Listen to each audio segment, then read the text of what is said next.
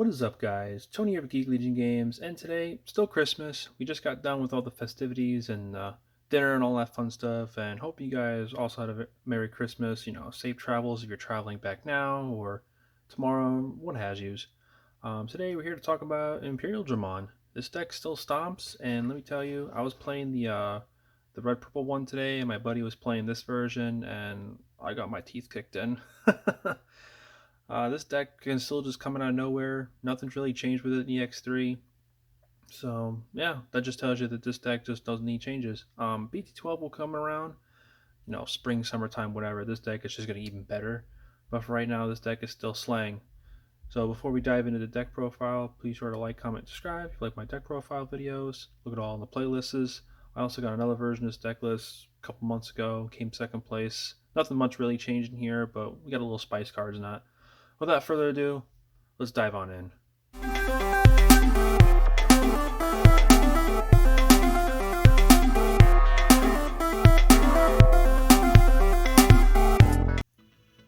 Alright, up first for the eggs. Auto include Demi Vmon right here. When attacking, if this one has jamming, jerk or draw a card. We do run the jamming Vmon. Obviously, your X Vmon is going to be your level 4 again on top of this, so drawing that one card, it's, life or death situation, of course. Also, for drawing cards here, we have a single Upamon. This also is one of the attacking. If your opponent doesn't have a source on there, draw a card. Yes, it is also a different sleeve because one of these sleeves broke on me, so I couldn't find another one, so I just went and just fleed this up. But go ahead, run the 5 eggs. You could run 4. I don't really think that's the best idea. If you don't own an Upamon, I'm pretty sure you can use any other blue egg to go along with it. But to the rookies, this is a Vmon lineup, so 4 of this Vmon from the structure deck 9. Just on play, you reveal the top 3 cards of your deck, and you may add one Digimon with free unit traits and put the rest of the bomb. Basically, this is you're looking for you need your level 4s, either Stingmon, XV, give us some armors, of course. Up next, we have our Vmon's EX-01. This is the inheritable when it becomes unsuspended during your main phase. Gain a memory. So this is basically when you go to Joggerus, or not even Joggerus. This is when you go up to your Pyledra, swing, unsuspend, swing. It's going to gain you a memory. Up next, like I said, we got some jamming Vmons. 2 I think is fine. I don't think you need to go overkill on this. It's also pretty by preference, like what these 2 ratios you want. You could run 3 of this and 2 of this. There's no right or wrong answer, but 2 is fine. Next, the last of the Vmons is a single another on-play Vmon from BT10. This one's looking at the top 4 cards, and this is basically looking for any of your 2 colors. So if you're looking for your Dragon mode, your Fighter mode, Megadeth, it's in here too. If you need that bounce spell, this card's going to find it for you. Then lastly, for our non-Vmons, we have 3 Madokis. I thought about putting in Aquamon. That's basically the Digimon that you can't reduce Digivolutions.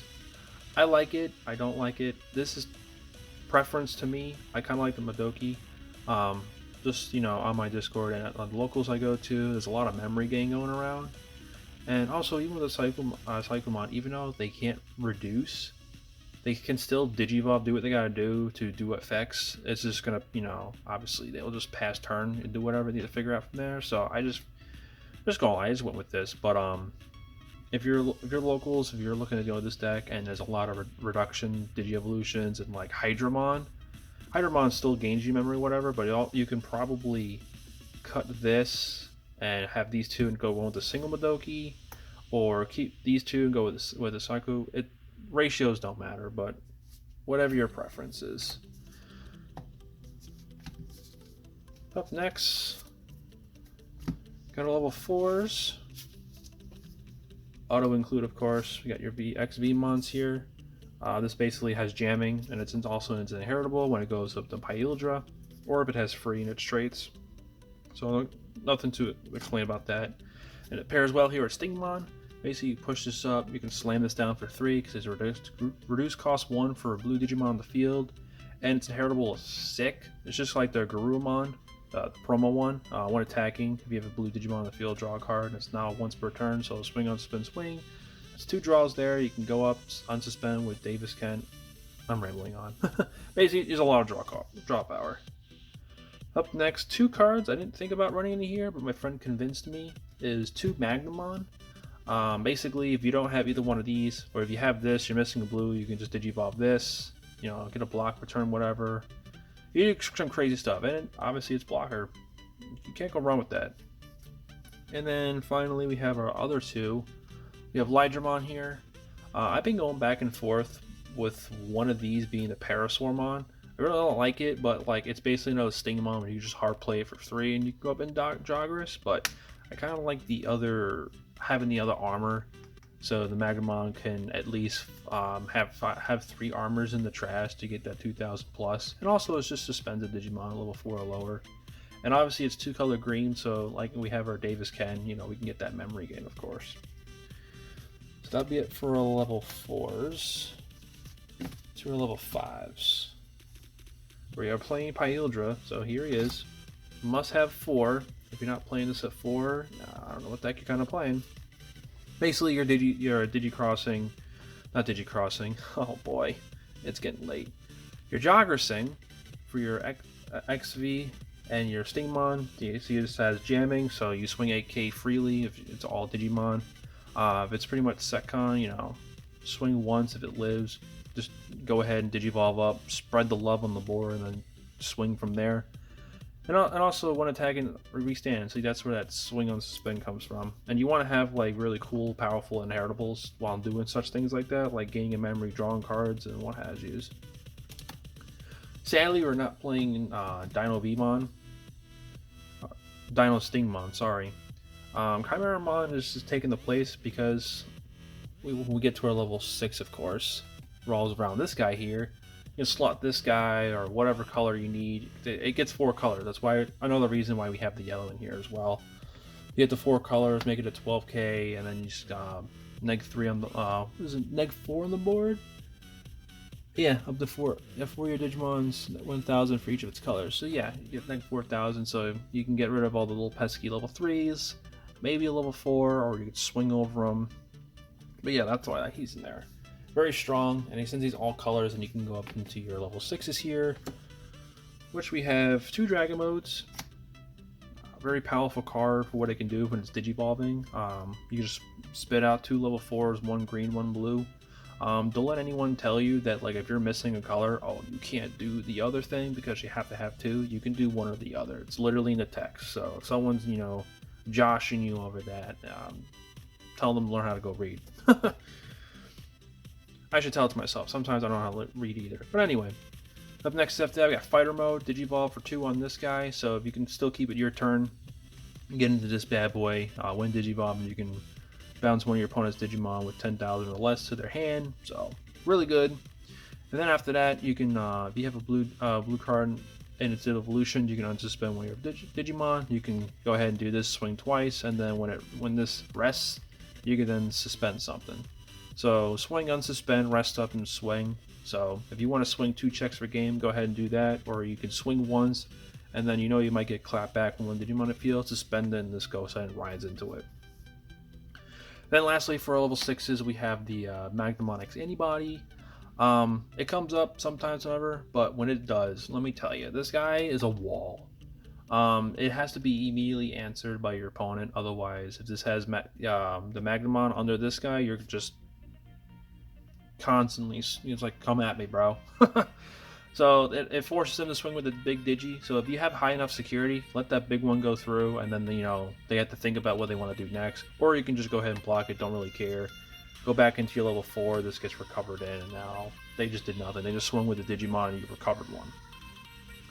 So that'll be it for our Digimon lineup. Go into our Tamers.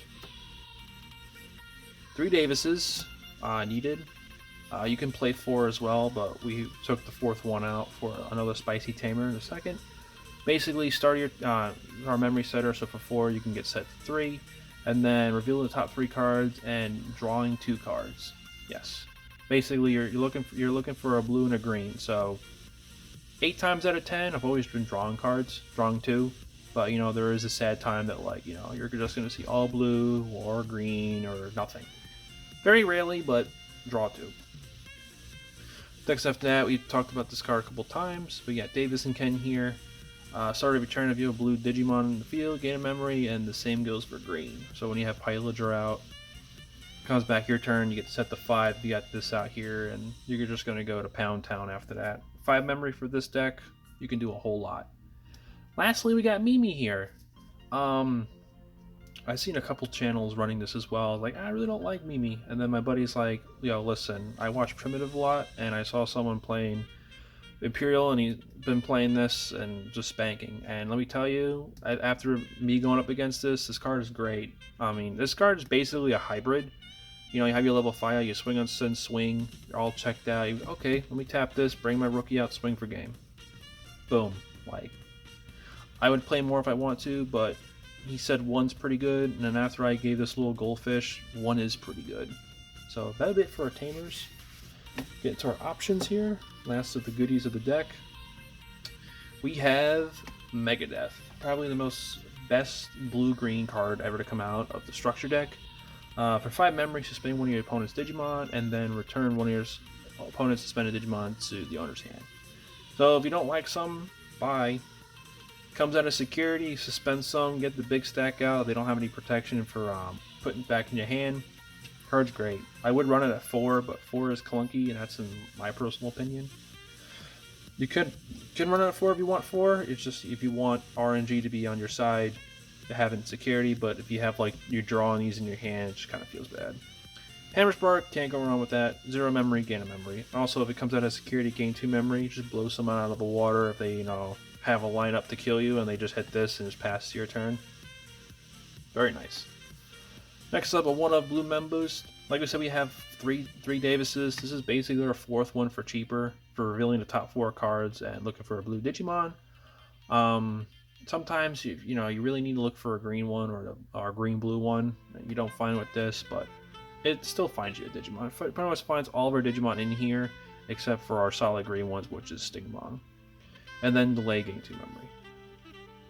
Then lastly, for the most broken cards as 1-ofs, we got Ice Wall, and we have Hidden Potential Discovery.